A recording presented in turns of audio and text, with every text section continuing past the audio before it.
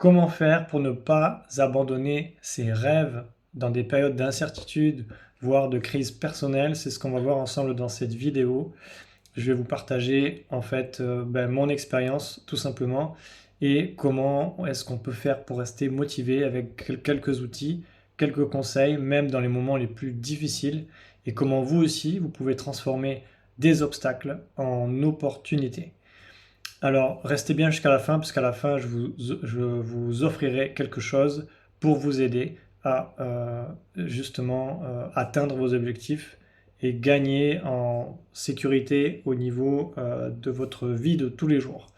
Alors, si ce n'est pas déjà fait, avant de continuer, abonnez-vous à la chaîne et likez la vidéo si le contenu vous a plu. Euh, C'était mon histoire il y a quelques années.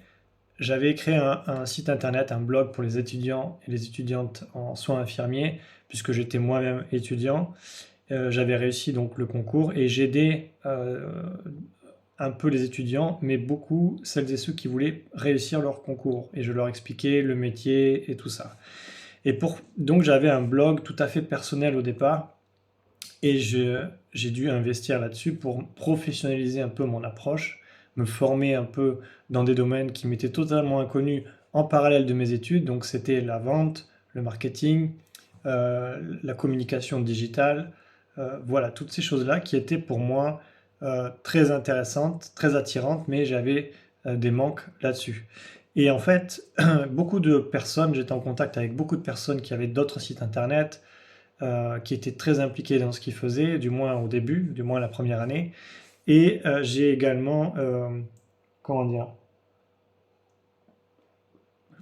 vous savez, quand vous démarrez un projet, vous êtes toujours très motivé au début, et puis au bout de 3 4 semaines, la motivation s'effiloche, et vous savez pas trop pourquoi. Mais en fait, il y a une chose très simple, c'est que l'être humain n'est pas fait pour rester performant en permanence. On passe par des phases de haut et de bas. Donc, si vous travaillez sur un projet, si vous avez des rêves ou des choses, ou même vous voulez vivre votre journée et la vivre au maximum, vous allez forcément passer par des hauts et des bas. Donc, c'est à vous de mettre un peu des garde-fous. Et en fait, pour l'histoire, ce qui s'est passé, c'est que à plusieurs reprises, j'ai eu, comment dire, plusieurs reprises, j'ai eu affaire à ce type de, de difficultés vis-à-vis des autres à titre personnel et ce que j'ai pu voir chez les autres. Mais dernièrement, ce qui s'est passé, euh, donc c'est un peu brouillon, mais je vous ai expliqué un peu le point de départ. Donc j'avais un site internet, tout ça. Dernièrement, donc j'ai lancé une nouvelle plateforme de mise en relation pour les infirmiers libéraux et j'étais rentré en contact avec une personne qui fait à peu près la même chose que moi, mais différemment, qui elle appelle au téléphone à une liste de remplaçants et à une vraie activité qui peut avoir une vraie plus-value et qui peut développer vraiment beaucoup, beaucoup. Et cette personne, en fait, avait bien démarré son activité au départ, et puis après, l'activité avait un peu stagné, et du coup, il était revenu un peu au départ, parce que c'est difficile au téléphone d'avoir beaucoup, beaucoup de remplaçants. Pourtant, c'était la seule personne qui faisait ça en France. Et moi, du coup, ce que je proposais, c'était une plateforme de mise en relation d'infirmiers libéraux. Donc, je faisais la même chose, mais je l'avais automatisé. Et quand je suis rentré en contact avec cette personne, sa seule réaction, ça a été une réaction de crainte de dire oh là là, on est des concurrents et c'est tout. Et ça en est resté là. Mais en fait, ce qu'il faut voir, il ne faut pas voir les difficultés, il faut voir les opportunités. Typiquement, si vous avez un produit, un service ou que vous vendez du freelancing ou une nouvelle activité ou quoi, vous devez essayer de comprendre comment est-ce que vous pouvez vous associer avec les autres pour que tout le monde soit gagnant-gagnant. Typiquement, quand vous lancez un produit ou un service, vous allez voir comment vous pouvez vous différencier face à vos concurrents pour leur apporter des choses, des partenariats, peut-être des clients, peu importe, ou des nouvelles informations, et comment est-ce que eux ils vont pouvoir vous apporter des informations. C'est pas que des concurrents. Donc il y a cet état d'esprit de se dire, dès qu'il y a une difficulté, je ne vois pas l'opportunité, je vois la difficulté. L'exemple que je vous ai donné, il est volontairement précis pour vous dire qu'en fait, même dans la vie personnelle de tous les jours, on fait face à des difficultés et on a trop souvent tendance à baisser les bras, à se dire c'est pas possible, alors qu'en fait souvent il suffit juste de demander, il suffit juste de proposer quelque chose, ou il suffit juste tout simplement de se dire bah, en fait c'est pas grave, j'ai pas le moral aujourd'hui ou j'y crois pas, mais en fait bon, bah, on va continuer, c'est pas grave, on continue d'avancer à notre niveau. C'est d'essayer de voir, voilà, il y a des défis qui peuvent décourager. euh, et voilà, typiquement cette personne m'avait perçu comme un concurrent, un obstacle, alors qu'en fait, je démarrais, j'avais rien d'exceptionnel, voilà. Euh, et donc le fait que sa perception soit de me percevoir comme un concurrent et un obstacle, ben, elle ne m'a pas donné envie d'aller vers cette personne. Alors qu'on aurait pu faire beaucoup de choses. Mais si vous voulez, si c'est uniquement unilatéral, ben, il y en a un qui va donner plus que l'autre. Et forcément, si la perception de l'autre ne change pas, ben à un moment donné, ça ne marchera pas, même si vous essayez de vous associer ou de faire des choses avec d'autres personnes. Et dans la vie personnelle, c'est un peu la même chose que j'ai pu remarquer. Donc, euh, donc voilà, toujours considérer les problèmes, les difficultés comme des challenges, comme des défis qui permettent de croître et d'avancer.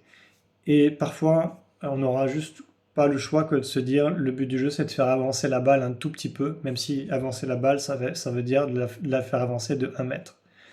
Et souvent on voudrait arriver déjà au résultat qu'on recherche. Le deuxième point que je peux vous partager, c'est d'avoir un état d'esprit résilient. Donc comment est-ce qu'on cultive la motivation pour surmonter les obstacles et voir ces obstacles comme des opportunités? Ça va être en fait d'être résilient. Et le premier conseil que je peux vous partager, c'est d'éviter de prendre toutes les choses de manière personnelle. Tout ce qui vous arrive de manière personnelle. Parce que si vous les prenez de manière personnelle, vous ne pourrez pas prendre du recul, faire un pas de côté et voir l'opportunité. Parce que vous serez englué avec un problème qui suscite des émotions négatives et vous ne pourrez pas voir au-delà. Voilà, si je peux expliquer un peu de manière imagée, alors j'imagine que c'est un peu difficile à concevoir parfois, mais voilà. Après, il y a aussi la difficulté que 80% des gens partout dans le monde en permanence s'inscrivent dans un schéma de victime, c'est-à-dire il m'arrive une déconvenue, au lieu de considérer ça comme une situation neutre qui ne me touche pas personnellement, je vais le prendre personnellement et me mettre du coup dans une position de victime.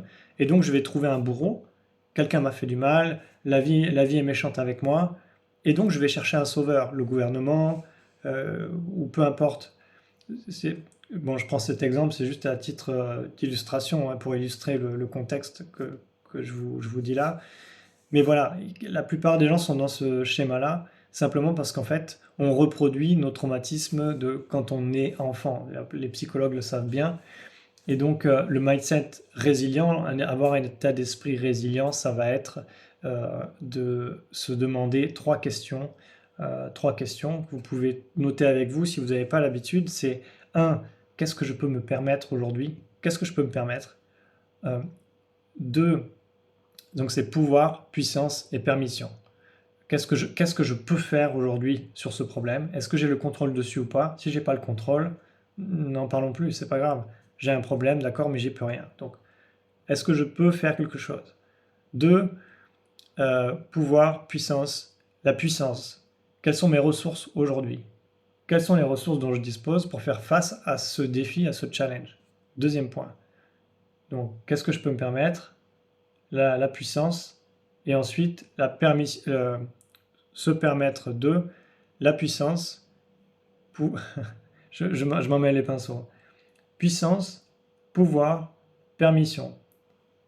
Voilà, et se permettre de faire quelque chose. Au lieu d'accuser les autres ou la vie ou quoi, de se dire je suis responsable, j'ai de l'incidence dans ma vie, je suis la cause de ce qui arrive et non une conséquence. Dites-moi si ce type de sujet vous intéresserait d'approfondir. Mais voilà, d'avoir un état d'esprit résilient. Et enfin, numéro 3, c'est au jour le jour de construire votre avenir. Alors, le contexte social, par exemple, peut être une difficulté. en fonction de là où on vit ou des pays dans lesquels on vit, mais pourtant, ça ne doit pas nous faire perdre de vue qu'on est responsable de notre vie, de notre bonheur et des projets qu'on fait ou que l'on ne fait pas. Voilà, moi je fais cette vidéo parce que j'ai vu récemment par exemple des sites internet, puisque moi je m'intéresse à ça, euh, qui, euh, qui sont en difficulté clairement à cause un manque d'ouverture envers les autres. Euh, donc le manque d'ouverture, ça se manifeste de cette manière, c'est-à-dire on n'a pas confiance, on considère l'autre comme un concurrent direct, on ne lui fait pas confiance, ou bien ça peut être copier l'autre, essayer d'éliminer l'autre. Peu importe, ces attitudes ne fonctionnent pas, sont complètement délétères pour tout le monde. Voilà, normalement dans un marché ouvert, tout le monde va coopérer. La coopération, c'est un mot très important parce que tout le monde, dans sa diversité, a des choses à apporter aux autres et à recevoir des autres. Et dans la vie, c'est la même chose. Si on se considère comme une victime ou qu'on voit des menaces partout, on ne peut pas avancer, on va rester bloqué là-dessus. Donc voilà, j'espère que cette courte vidéo vous aura été utile. En tout cas, c'était ma réflexion d'aujourd'hui, hein, de ce matin. Voilà, pour construire un avenir serein, voilà, c'est ces 3 points, c'est considérer les obstacles comme des challenges et des défis et non comme des problèmes. Avoir un mindset résilient et éviter de prendre les choses personnellement.